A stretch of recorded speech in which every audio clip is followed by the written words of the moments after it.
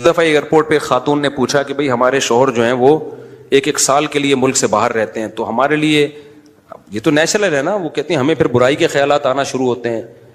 تو انہوں نے کچھ سوال پوچھے، وہ حیا کے خلاف ہیں، میں اس کو نہیں یہاں ڈسکس کر سکتا. میں نے ان سے کہا میاں کے علاوہ آپ کے پاس کوئی راستہ نہیں ہے اپنی خواہش پوری کرنے کا.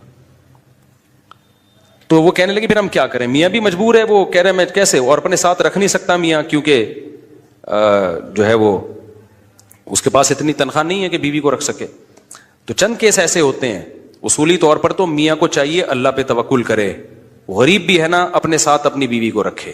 کوئی بات نہیں، میاں بیوی دونوں روکھی سوکھی مل کے کھا لیں گے، کم پہ گزارا کر لیں گے. جو بیویوں کو چھوڑ کے ایک سال دو سال کے لیے باہر جاتے ہیں، یہ شریعت میں بالکل پسندیدہ نہیں ہے. اللہ نے بیوی کو صاحبہ کہا ہے، ساتھ رہنے والی. مجھے وزیر آباد میں 1 مہینہ رہنا تھا، یہ بات ہوگی 2006 یا 2007 کی. انہوں نے کہا کہ 1 مہینہ آپ نے یہاں اسٹے کرنا ہے. بیانات کے سلسلے میں نا مسجد 1 مہینے کے لیے میرے حوالے کی تھی. تو میں نے کہا بھائی میں تو بیگم کے بغیر 1 مہینہ نہیں رہ سکتا، بچے بھی تھے میرے. تو میں نے کہا 1 مہینہ میں نہیں رہ سکتا، مجھے بیگم بچے چاہیے، ان کا بھی ٹکٹ دو تو میں یہاں رہوں گا ورنہ نہیں رہوں گا. تو انہوں نے پھر بیگم بچوں کا بھی ٹکٹ دیا. وہ گھر والوں کے ساتھ رہ لیتے ہیں آدمی تمیز سے، ورنہ بیگم کے بغیر ہمارے لیے تو بڑا مشکل ہے اتنا لمبا عرصہ رہنا. مجبوری میں رہنا پڑتا ہے تو ایک الگ بات ہے، لیکن ہے مشکل کام. چاہے کتنے بھی آدمی کے میاں بیوی میں جھگڑے ہو نا، نہیں رہ سکتا بھائی. تو 1 سال کے لیے پتہ نہیں کیسے رہ لیتے ہیں لوگ بیگم کے بغیر. ٹھیک ہے ان کی مجبوری ہوتی ہے، میں مانتا ہوں، لیکن اس میں کوشش کرو اللہ پہ توکل کرو. بیگم روکھی سوکھی کھا لیں گے، لیکن اللہ میاں نے بیگم کو صاحبہ کہا ہے قرآن میں. صاحبہ کا مطلب ساتھ رہنے والی. صاحبہ کا کیا مطلب ہے؟ ساتھ رہنے والی. تو اس کا مطلب جب شادی ہو گئی تو وہ پھلترو کی طرح تمہارے ساتھ چپک گئی ہے. پھلترو کی طرح اس لیے کہہ رہا ہوں کہ لوگ پسند نہیں کرتے، لیکن اللہ نے اس کو آپ کے ساتھ کیا کر دیا ہے، اب جہاں جاؤ گے بیگم صاحبہ ساتھ ہوں گی. شارٹ ٹائم کے لیے جانے کا الگ بات ہے، لانگ ٹائم کے لیے جانا ہے تو بیگم آپ کے ساتھ اللہ نے بولو چپکا دیے. وہ خود بھی گناہ سے بچے گی، تم بھی گناہ سے بچو گے. تو اس لیے یہ طریقہ ٹھیک نہیں ہے سال کے لیے میاں بیوی کا دور رہنا. اور پھر خواتین بھی پریشان ہوتی ہیں. تو گناہ کسی کے لیے بھی حلال نہیں ہے. میں نے اس خاتون سے کہا کہ 1 سال آپ کا شوہر باہر ہے، کیا اس کے لیے حلال ہے گناہ کرنا وہاں پہ؟ جب اس کے لیے حلال نہیں ہے تو آپ کے لیے بھی حلال نہیں. تو اللہ میاں نے صرف یہی رکھا ہے کہ ایک دوسرے کی خواہش پوری کر سکتے ہیں میاں بیوی، اس کے علاوہ ان کے پاس کوئی آپشن نہیں ہے. تو اب پھر بھی نہیں آ رہا میاں، تو میں نے ان خاتون کو یہ کہا کہ اپنے آپ کو بزی رکھیں. آپ کیا رکھیں بھائی؟ کوئی پازیٹیو ایکٹیویٹیز میں اپنے آپ کو کھپا دیں. ایسی موویز تو ویسے بھی ٹھیک نہیں ہے دیکھنا، خاص طور پہ فحش موویز دیکھنا، اور ٹک ٹاک پہ صبح شام بے حیائی. تو جب یہ انسان کی عادت ہے، جب وہ اپنے آپ کو کسی پازیٹیو کام میں لگا دیتا ہے نا، تو چند دن پھر یہ جھٹکے لگیں گے، اس کے بعد انسان نارمل. کئی لوگ ہیں جو 1 سال گھر سے باہر رہتے ہیں مجبوری میں، بیویاں بھی رہتی ہیں، وہ گناہ نہیں کرتے. وجہ کیا ہے کہ وہ سوچتے ہی نہیں نا اس بارے میں، وہ اپنے آپ کو بزی رکھتے ہیں، مصروف رکھتے ہیں. تبلیغی جماعت میں سال کے لیے لوگ جاتے ہیں. میں تو اس کو صحیح نہیں سمجھتا، بیگم کو، جوان بیوی کو چھوڑ کر جاؤ آپ. لیکن بہرحال جو جاتے ہیں تو وہ گناہ تھوڑی کرتے ہیں، بچے رہتے ہیں، کیونکہ وہ ایک خاص ترتیب میں اپنے آپ کو جوڑ چکے ہوتے ہیں. بہرحال یہ نہیں ہے اس کو. تبلیغی جماعت میں سال کے لیے جا رہے ہو، اگر شادی شدہ ہو بیگم کو بھی لے کے جاؤ ساتھ میں. ہم تو یہی کہتے ہیں تبلیغ والوں سے بھی، بھائی اگر سال کے لیے جا رہے ہو نا، تو یہ زمانہ بہت خطرناک زمانہ ہے. حضرت عمر نے جہاد میں نہیں چھوڑا تھا، تو یا اس کے لیے جو ہے وہ ایجڈ ہو گئی ہے، بوڑھی ہو گئی ہے، ایک الگ بات ہے. لیکن آج کل بہت مسائل کھڑے ہونے کا خطرہ ہوتا ہے. لوگ کہتے ہیں نہیں فلاں سال کے لیے گیا کوئی مسئلہ نہیں ہوا. بھائی مسئلہ ہونے پر حکم کا مدار نہیں ہے، فتنے پر حکم کا مدار ہے، خوف پر. بے پردگی جب ہوتی ہے تو لازمی زنا نہیں ہوتا، لیکن زنا کا خطرہ ہوتا ہے. تو خطرے کی بیس پہ شریعت نے عورت کو پردے کا حکم دیا ہے. سمجھ رہے ہو؟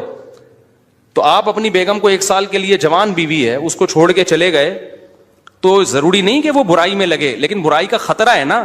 تو خطروں کی بیس پہ حکام دیے ہیں شریعت نے. برائی کا یقین ہو پھر تو بالکل ہی حرام ہے.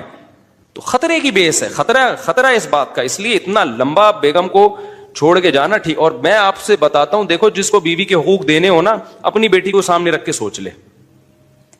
آپ یہ چاہتے ہو کہ آپ کی بچی کی شادی ہو اور داماد اس کو 1 سال کے لیے چھوڑ کے چلا جائے، تو آپ اپنی بیٹی کے لیے پسند کرو گے اس بات کو؟ تو جو اپنے کے لیے پسند نہیں کر رہے، دوسروں کی بیٹیوں کے لیے کیوں پسند کر رہے ہو اس بات کو؟ بھائی یہ تو غلط ہے نا. تو اس لیے یہ اچھے لوگوں کی علامت نہیں ہے. تبلیغ میں اللہ کے لیے قربانی دے رہے ہوتے ہیں، لیکن بیگم کو بھی لے جاؤ یار. سمجھتے ہو گے نہیں سمجھتے؟ یا پھر شادی کے بغیر پہلے سال لگا لو, شادی کی ہے تو پھر بیگم کو ساتھ لے کے جاؤ. تو بڑے مسائل کھڑے ہونے کا خطرہ ہوتا ہے آج کل. تو اس لیے اس میں جب, اور اگر نہیں ہے کوئی صورت نہیں بن رہی ہے تو پھر اپنے آپ کو مثبت ایکٹیویٹیز میں اتنا کھپا دو. تو میں آپ کو گارنٹی سے کہتا ہوں چند دن چند مہینوں کے بعد آپ کے دماغ سے وہ خیالات نکل جائیں گے. تو آپ مصروف کر دو گے اپنے آپ کو, لیکن اس بیس پہ آپ کے لیے کوئی بھی گناہ حلال نہیں ہے, گناہ حلال نہیں ہوگا آپ کے لیے. اچھا بھائی, طاہر شمیر رحیم یار خان انٹرچینج سے جب بھی گزر ہو میرے پاس کھانا کھا کے جائے. ٹھیک ہے انشاءاللہ, صلو علی الحبیب. چلیں کبھی گزریں گے تو, لیکن وہی ہے کسی سے ملاقات نہیں کروانی, سیدھا کھانا رکھ دینا ہے, اصرار نہیں کرنا, ہماری مرضی کھانا کھائیں نہیں کھائیں, نکل لیے پھر ٹھیک ہے. ایسی دعوت ہمیں بہت اچھی لگتی ہے. دیکھو مجھے وہ مہمان اچھا لگتا ہے جو بے تکلف ہو. آپ سمجھتے ہو نا میری اس پوری تقریر سے کہ میں لوگوں سے ملنا نہیں چاہتا, ایسا نہیں ہے. بے تکلف آدمی مجھے پسند ہے. میرے پاس 3 دن بھی لوگ ٹھہر کے جاتے ہیں جو میرے رشتے دار نہیں ہیں, لیکن یہ وہ لوگ ہیں. کیسے لوگ ہیں؟ ابھی پشاور سے میرے پرانے دوست آئے ملنے کے لیے, آئے, میں نے کہا السلام علیکم, کیا حال ہے, سب سیٹ چل رہا ہے, الحمدللہ. اس کے بعد پتہ نہیں میں بھول گیا, وہ خود ہی جا کے کھانا کھا رہے ہیں. میں تو مصروف آدمی ہوں بھائی, خود ہی کھانا کھا رہے ہیں, لیکن برا نہیں محسوس کر رہے. پھر جب مجھے ٹائم ملتا ان کو بلا لیتا, آ جاؤ یار بیٹھتے ہیں, جا بھائی چائے بنا کے لاؤ, بھائی ان کو بھی پلاؤ مجھے بھی پلاؤ. پھر کھانے کے ٹائم پہ مجھے یاد آیا ارے وہ آئے ہوئے ہیں, میں نے کہا آپ بھی آ جاؤ کھانا کھا لو. انہوں نے کھانا کھا لیا, صحیح ہے نا.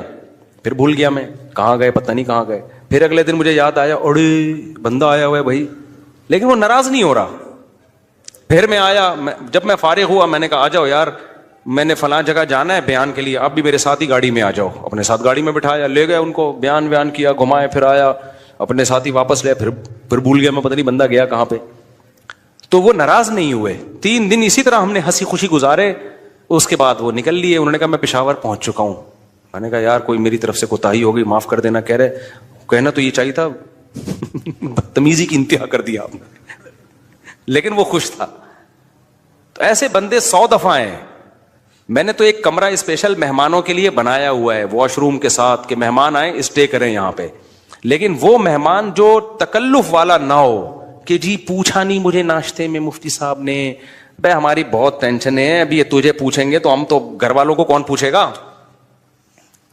ہاں کوئی بہت میرے ٹیچر آ جائے نا, استاذ آ جائے, معزز مہمان, کوئی بہت ہی اپر لیول کا میرے ٹیچر آ جائے, میرا چاچو آ جائے, وہ چاچو تو میرے بیچارے انتقال ہو گیا, میرے ماموں آ جائیں, تو ان کے ساتھ یہ سلوک نہیں ہوگا.